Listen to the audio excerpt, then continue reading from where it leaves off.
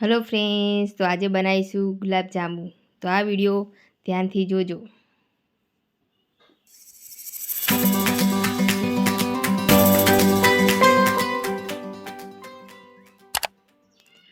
તો સૌથી પહેલાં ગુલાબજાંબુનું પેકેટ લઈ લઈશું અને આવી રીતે કોથળીમાંથી એનું મિક્સ કાઢી લઈશું અને દૂધથી બાંધીશું.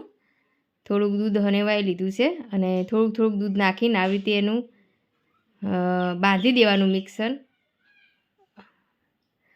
અને હવે આપણું બંધ થઈ ગયું છે. હવે થોડીક વાર મૂકી દઈશું અને ચાસણી બનાવીશું. હવે 2 વાટકી મોરસ અને 1 વાટકી પાણી.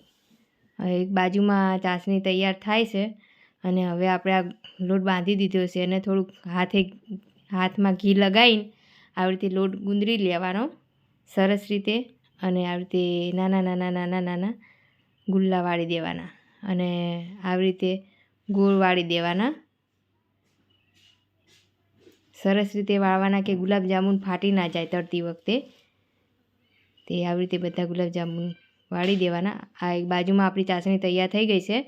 એમાં ઇલાયચીનો ભૂક્કો નાખી દેવાનો અને આવી રીતે હાથથી જોઈ જોવાનું કે ચાસણી બરાબર થઈ જશે કે નહીં. હવે તળવાનું ચાલુ કરી દઈશું. આવી રીતે એક કરીને ગુલાબજાંબુ મૂકી દઈશું અને ધીમા તાપે ચડવા દેવાના કે અંદરથી બહારથી સરસ ચડી જાય, કાચા ના રહે અંદરથી. અને એકદમ ગોલ્ડન થાય ત્યાં સુધી ચડવા દેવાના. હવે આપણા ગુલાબજાંબુના ચડીને તૈયાર થઈ ગયા છે.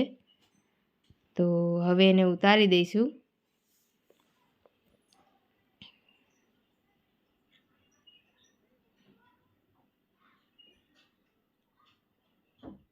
હવે થાળીમાં નાખી દઈશું ઉતારીને.